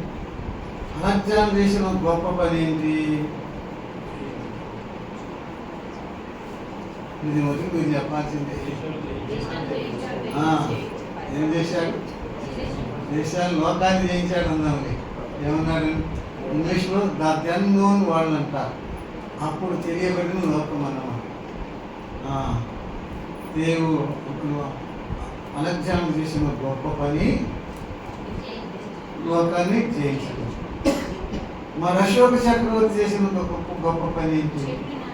చెట్లు నాటించాడు, చెరువులు తోడించాడు, రోడ్లు వేసాడు. మరి ఐన్స్టీన్ చేసిన గొప్ప పని ఏంటి? ఐన్స్టీన్ పేరు తెలుసాయా? ఐన్స్టీన్ అమ్మా తెలీదా? ఐన్స్టీన్ తెలీదా? మా చదువుకున్న వాళ్ళు తెలియదు. చదువుకున్న వాళ్ళు తెలియదు ఐన్స్టీన్ అంటే. థియరీ ఆఫ్ రిలేటివిటీ అంటారు కదా, సాపేక్ష సిద్ధాంతం. ఈజ్వల్ ఎంసీ స్క్వేర్ అణు సిద్ధాంతం కనిపెట్టాడు. అణు సిద్ధాంతాన్ని కనిపెట్టాడు. మరి చదువుకున్న వాళ్ళు అంతా ఇక్కడ సాఫ్ట్వేర్ చాలా మంది ఉంటారు ఇక్కడ ఉద్యోగస్తులు. మీరు తెలియలేరా? చాలా బాగా ఉంటుంది. ఐన్స్టీన్ థియరీ ఆఫ్ రిలేటివిటీ వెలుగు గురించి ఎన్నో సంఖ్యలు కనిపెట్టారు.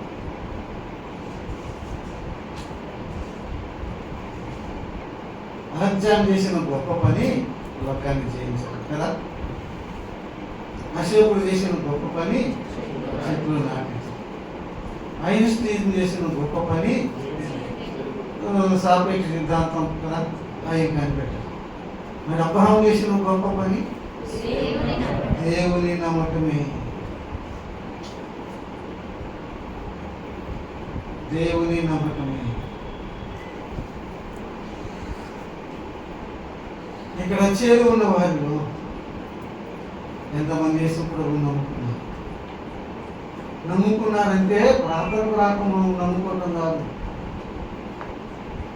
పాటలు పాడటం, వాక్యం చెప్పడం కూడా నమ్ముకోవటం కాదు, కానుకలు వేయటం, ప్రార్థన పండుగలు వేయటం కూడా నమ్ముకోవటం కాదు, ప్రతి కూడికి రావటం కూడా నమ్ముకోవటం కాదు.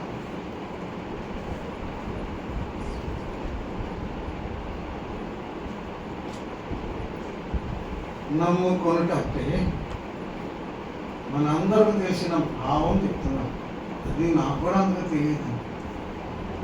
నమ్ముకోవటం అంటే యేసు క్రీస్తు ప్రభువును సొంత రక్షకునిగా అంగీకరించడమే. సింపుల్గా చెప్పుకోవాలి. యేసు క్రీస్తు ప్రభువును, యేసు క్రీస్తును ప్రభువుగా రక్షకునిగా అంగీకరించడమే నమ్ముకోవటం. మత్తయి యోహాను సువార్త 9వ అధ్యాయంలో గుడ్డివాడికి యేసు ప్రభువు చూపించారు కదా. వారి శాస్త్రులు మత నాయకులు ఏం చేశారు? వెలివేశారు కదా. వెలివేసినప్పుడు యేసు ప్రభువు అతను వెలివేయబడిన కనుకొని అతని దగ్గరికి వెళ్ళి, యేసు ప్రభు ఈ ప్రశ్న, నువ్వు దేవుని కుమారుని విశ్వాసం ఉంచి ఉన్నావా అన్నాడు. ఆయన ఎవరో నాకు తెలియదు అన్నాడు. నీవు ఆయనను చూచుచున్నావు, ఆయన నీతో మాట్లాడుతున్నాడు అనగానే సాగిలపడి, నేను నమ్ముతున్నాను ప్రభువా అని సాగిలపడి. కుమారుని విశ్వాసం ఉంచేవాడే నిత్య జీవం గలవాడు. కుమారునికి విధేయుడు కాని వాడు దేవుని చూడడు కానీ దేవుని ఉగ్రత వాని మీద నిలిచి ఉన్నను. యేసు క్రీస్తు ప్రభువును విశ్వాసం ఉంచి ఉన్నావా? క్రీస్తు ప్రభువుని హృదయంలో ప్రభువుగా చేర్చుకున్నావా? నీ పాపంలో ప్రభు పాదాల దగ్గర పడి ఒప్పుకున్నావా? నేను పాపిని ప్రభువా నన్ను క్షమించమని వేడుకున్నావా? పశ్చాత్తాప హృదయంతో, కృంగిన హృదయంతో, వేదనతో, కన్నీరుతో యేసు ప్రభువా పాపి నన్ను కరుణించమని ఒప్పుకున్నావా? అది నమ్ము. రేపు దేవుడు పరలోకంలో మనుషులను అడిగే ప్రశ్న అదేనంట. నువ్వు ఎంతో గొప్ప పాపం చేశావు, చిన్న పాపం చేశావు, పెద్ద పాపం చేశావు, అవన్నీ తర్వాత ప్రశ్న, అవన్నీ లెక్కకు రావు. ఒకే ఒక ప్రశ్న, నేను నీ పాపముల కొరకు నా కుమారుని క్రీస్తు ప్రభువును పంపాను. నీ పాపముల కొరకు నా కుమారుని క్రీస్తు ప్రభు శిలువకు అప్పగించాను. నా కుమారుడు నీ కొరకు రక్తం కాచి ప్రాణం పెట్టి ఈ రక్షణ కొరకు చనిపోయి తిరిగి లేశాడు. నేను పంపిన నా ప్రియ కుమారుని, నీ పాపోడు కొరకు ప్రాణం రక్తం కార్చి రక్షణ సిద్ధం చేసి ప్రాణం పెట్టి తిరిగి లేచి యేసు క్రీస్తు ప్రభువును విశ్వాసం ఉంచావా? యేసు క్రీస్తుని నీ హృదయంలో చేర్చుకున్నావా లేదా అని అడుగుతాడు. చేర్చుకున్నాను ప్రభు తండ్రి లోపలికి రా. ఇంకా చేర్చుకోలేదయ్యా, ఇల్లు దిస్ డిసైడ్స్ యువర్ ఎటర్నిటీ. ఆ ప్రశ్నకు నువ్వు చెప్పే జవాబు మీద నీ నిత్యత్వం ఆధారపడి ఏమిటి? నీవు యేసు క్రీస్తు ప్రభువును విశ్వాసం ఉంచి ఉన్నావా?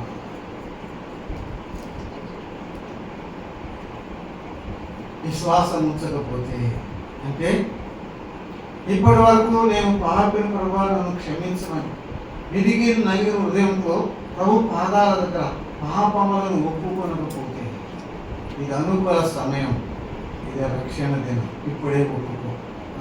మనం ఆ మాటలు చాలాసార్లు చెప్తాం. పాపినయ్య క్షమించేప్పుడు, బాధలు వచ్చినప్పుడు, కష్టాలు వచ్చినప్పుడు, రోగాలు వచ్చినప్పుడు అంటాం కదా, అయ్యా పాపినయ్య ఆ ప్రార్థన లెక్కకు రావు, అయ్యి లెక్కకు రావు.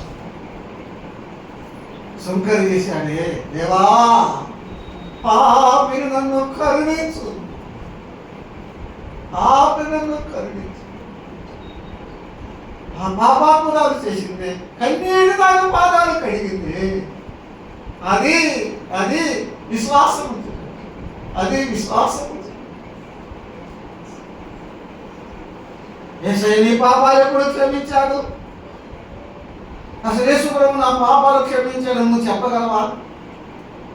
నువ్వు ఎవరో అష్యూరెన్స్, ఆ నిశ్చేత నీకుంటా లేని అడలు ఇప్పుడే ఈ రాత్రి యేసు ప్రభుని విశ్వాసం. అందరూ తల వంచండి, ప్రార్థన చేసుకుంటాం.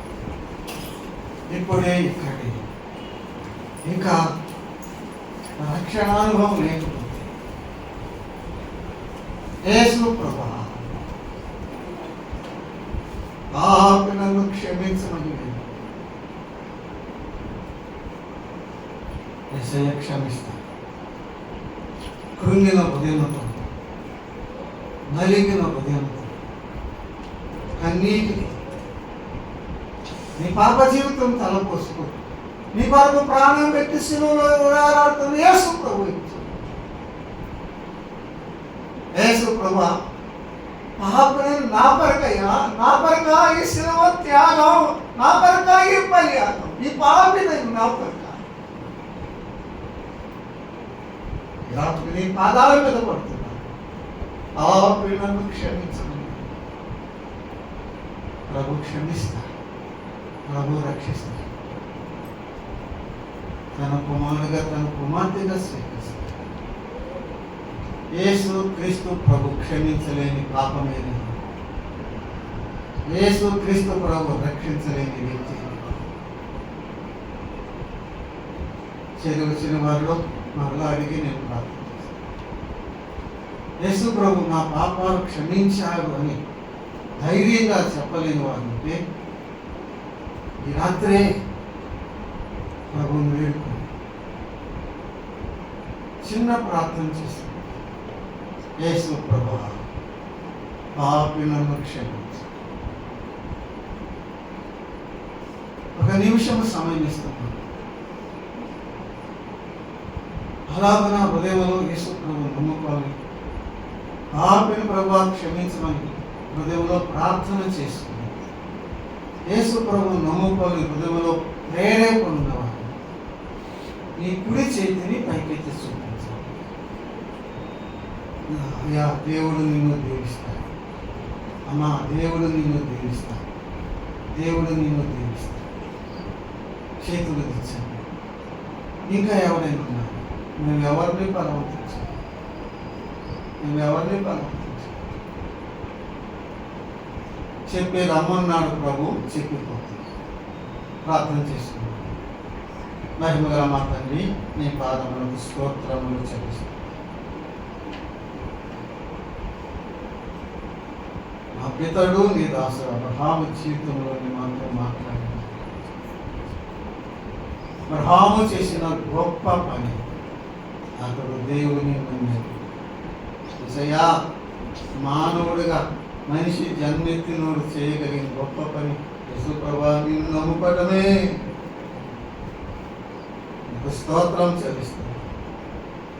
ఇక్కడ కొందరు నమ్ముకున్న వారు ఉన్నారు నాయనా. ఇప్పుడు కొందరు నమ్ముకుంటానికి సిద్ధంగా ఉన్నారు. అందును బట్టి నీకు స్తోత్రములు చెల్లిస్తున్నాను. నిన్న వాక్యమును మా అందరి హృదయాల్లో ఫలింపచేయండి. స్థానిక సంఘమును వర్ధిల్లించండి. నూతన ఆత్మను చేర్చండి. ప్రతి కుటుంబమును దీవించండి. మీ దాసుని కుటుంబము దీవించండి. మీ స్తోత్రములు చెల్లిస్తూ మీ వాక్య దీనులతో మమ్మల్ని నింపి పంపమని మా ప్రభువును మా రక్షకుడైన యేసుక్రీస్తు నామము ప్రార్థన చేస్తున్నాము తండ్రి. ఆమేన్. అందరికీ వందనాలు. ఎవరు లేవద్దు. మరి ప్రకటనలు ఉన్నాయి. ప్రకటన విని అలాగే మనం సెలవు తీసుకున్నాం. అయితే యేసుప్రభువును నమ్ముకోవాలని, రక్షణ కావాలని ఆలోచన, ప్రేమ, ప్రేరేపణ కలిగి ఆశ కలిగిన వారు చేతులు చూపించారు. కూడిపోయిన తర్వాత నేను కూడా అక్కడికి వస్తాను, మీరు కూడా ఇక్కడికి వస్తాను. మేమేం చేయండి, మీ చేత ప్రార్థన తీర్మానం చేపిస్తాం. మేము కూడా ప్రార్థన చేసి ప్రభువుకు అప్పగిస్తాం. నా చేతులు చూపిన వారు ముందుకు రండి. నమ్ముకోవాలని ఆశ ఉంది. లేదు చేయి చూపడం కొత్తగా ఉందంటే చేయి చూపిపోయిన పర్వాలేదు, నువ్వు కూడా ముందుకు రా. ఎలా నమ్ముకోవాలో చెప్పి మీ చేత తీర్మానం చేపించి మేము కూడా ప్రార్థన చేసి ప్రభువుకు అప్పగిస్తాం. సోదరి అయ్యా అమ్మా, యేసు ప్రభువుని నమ్ముకోకుండా మారు మనసు పొందకూడదు, రక్షణ పొందకూడదు. ముందుకు రండి. నేను కూడి వచ్చిన అందరికీ కూడా వందనాలు. ఒకసారి మన మధ్యలోకి వచ్చి దేవుని యొక్క వర్తమానాన్ని ఎంతో భారం కలిగి మనందరికీ అందించినటువంటి దైవదాసులు, దైవజనులు, మరి పాల్గొనే వందనాలు తెలియజేసిన తీసుకొచ్చిన తన కుమారుడు దేవుడు గారికి కూడా వందనాలు తెలియజేస్తున్నాం. చక్కని వర్తమానం అందించబడింది. నలుగురు చేతులు ఇద్దరు దయచేసి నలుగురు కూడా ఇక్కడ వచ్చినట్లయితే అయిపోయిన తర్వాత, ప్రార్థన అయిన తర్వాత, ఆశీర్వాదం అయిన తర్వాత ప్రార్థన చేస్తారు. మీరు సెలవు తీసుకోవచ్చు. రేపు యథావిధిగా ఇక్కడ మందిరంలోనే స్త్రీల కూడిక ఉంటుంది. శుక్రవారము సంఘ ప్రార్థన యథావిధిగా ఉంటుంది 7:30 గంటలకు. యవనస్తుల కూడిక శనివారము. ఈ శనివారం తప్పకుండా మరి జరుగుతుంది. పోయిన 2 వారాలు ఎందుకు క్యాన్సిల్ చేసినట్టు ఎదిగిన వారు మీరు ఎగ్జామ్స్ ఉన్నాయి కాబట్టి క్యాన్సిల్ చేశారు. ఈ వారం తప్పకుండా జరుగుతుంది. దయచేసి మీరు తప్పకుండా యవనస్తులందరూ దేవుని యొక్క సన్నిధికి రావాల్సిందిగా మనం చేస్తున్నాం. ఆ రోజు కూడా ఒక ప్రత్యేకమైన సేవకులు మన మధ్యలో ఉంటారు. యవనస్తుల కూడికలో దయచేసి తప్పకుండా రావాల్సిందిగా మనం చేస్తున్నాం. మీ అందరికీ వందనాలు. దయచేసి ప్రార్థన ఆశీర్వాదంతో సెలవు తీసుకుందాం. ఆశీర్వాదం అయిన తర్వాత దయచేసి ఇక్కడికి వచ్చినట్లయితే మరి అన్న చెప్పినట్లుగా మీరు చేయకపోయినా పర్వాలేదు. ఒకవేళ సిగ్గుపడి లేకపోతే భయము చేయకపోయినట్టయితే వారు కూడా వచ్చి దగ్గరికి వచ్చినట్లుగా మీకు ఒక ప్రార్థన చేస్తారు. చేయకున్నవాడు, చేయెత్తాలనుకుని ఎత్తలేని వాడు కూడా వచ్చి మీరు ప్రార్థన చేయించుకోవచ్చు. దేవుడు మిమ్మల్ని ఆశీర్వదిస్తారు. ప్రార్థన ఆశీర్వాదం సెలవు తీసుకుందాం.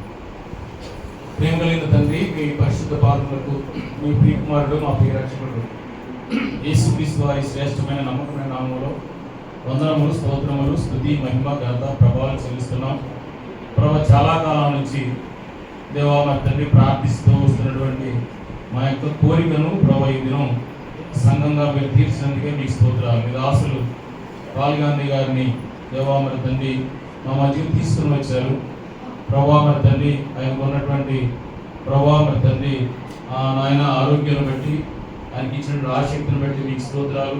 మా మధ్యకు తీసుకుని వచ్చి అబ్రహాం విషయంలో ప్రభా మరి కొన్ని సంగతులను నాయన మరి తండ్రి ఆయన జీవితంలో నుంచి కొన్ని ప్రత్యేకమైనటువంటి ఆయన మాటలు మాకు వివరిస్తూ వచ్చినందుకే మీకు స్తోత్రాలు. దేవా మరి తండ్రి మెట్టుకు ప్రభు ఆయన విశ్వాసం ద్వారా దేవా మరి తండ్రి ఆయన ఏ విధంగా ప్రభు మరి నీ యొక్క చిత్తము నెరవేర్చాడు, నేను నమ్మాడు. మహా గొప్ప పని. కాబట్టి ఈ దినాల్లో చాలామంది యేసు ప్రభువును నమ్మలేని పరిస్థితులు ఉంటున్నారు. ప్రభు మరి తండ్రి ఆయన వివరణ ప్రభావం మీరు మాకు ఇచ్చి చక్కగా దేవా మరి తండ్రి మీ మాటలు మా హృదయం నాటింపచేసినందుకు తీసుకుంటారు. ఎవరైతే ప్రభావ మరి తండ్రి నాయన మరి విధేయత కలిగి ప్రభు యేసుక్రీస్తును సంతోషంగా అంగీకరించి ప్రభావ మరి నాయన హృదయపూర్వకంగా దేవా మరి తండ్రి వారి చేతిని వైపు చూపించారు, ఎత్తినారు. వారిని జ్ఞాపకం చేసుకోండి, దీవించండి దేవా మరి తండ్రి. వారిని దేవా మరి నీ యొక్క దాసుని ద్వారా తిరిగి ప్రభావ మరి ప్రార్థనా జీవితం కలిగిన వారై ఉండడానికి వారిని ప్రభు దీవించడానికి ప్రభావ మరి మీరు నీ దాసుని అభిషేకించి మరోసారి వారిని ఆశీర్వదించమని ప్రార్థిస్తారు. వారు ప్రభు రాబోయే దినాల్లో నీ ప్రియమైన బిడ్డలుగా జీవించడానికి సహాయం చేయండి. సంఘాన్ని జ్ఞాపకం చేసుకోండి, సరిహద్దులను విశాలపరచండి దేవా మరి తండ్రి. మాకు ఉన్నటువంటి ఆశను మీరు తీర్చినందుకే మీరు స్తుతిస్తూ గణపరుస్తూ ఆరాధిస్తున్నాం. ఎవరైతే ప్రభావ మరి తండ్రి రాలేకపోయినారో ఏదైనా వారిని కూడా మీరు దర్శించండి. ఈ యొక్క నాయన మరి తండ్రి యూట్యూబ్ ద్వారా ఈ వాట్సాప్ ద్వారా దేవా మరి తండ్రి ఈ మెసేజ్ వారు పంపిస్తున్నట్టుగా వారు కూడా విని ధన్యులు అవ్వడానికి సహాయం చేయండి. సంఘ సరిహద్దులను విశాలపరచండి, కొంచెం చూపించండి. స్కూల్ వచ్చిన ప్రతి బిడ్డను పెట్టుకోవాలి. చంద్రరెడ్డి నగర్ నుంచి, గాంధీనగర్ నుంచి, ఐడిపిఎల్ నుంచి ప్రభావ మరి తండ్రి పెన్సిలకాల నుంచి వీరందరూ వచ్చారు. అందరూ మీరు దీపించి ఆశీర్వదించారు. మహిమగలతో ప్రభావం చెల్లిస్తారు. మీ ప్రియ కుమారుడు మా పేరు యేసు ప్రభావి శ్రేష్టమైన నమ్మకమైన నామములో స్తుతించి ప్రార్థించి అడిగి వేడుకొనుచున్నాం తండ్రి, ఆమేన్. మన తండ్రి అయిన దేవుని ప్రేమ, కుమారుడైన యేసుక్రీస్తు వారి కృప, పరిశుద్ధాత్మ కన్యైన సహవాసము కాపుదల కూడిన మనకు ఇహలోకంలో దేవుని ప్రజలందరికీ, మరి ముఖ్యంగా చేతులిచ్చిన బిడ్డలకు, మరి ముఖ్యంగా మన ఈ యొక్క సమయంలో నాయన వాక్యం అందించిన దాసులకు, అలాగే డేవిడ్ గారి కుటుంబానికి ఎల్లప్పుడూ ఆయన రాకడ పర్యంతము సదాకాలము తోడైన నడిపించును గాక. ఆమేన్.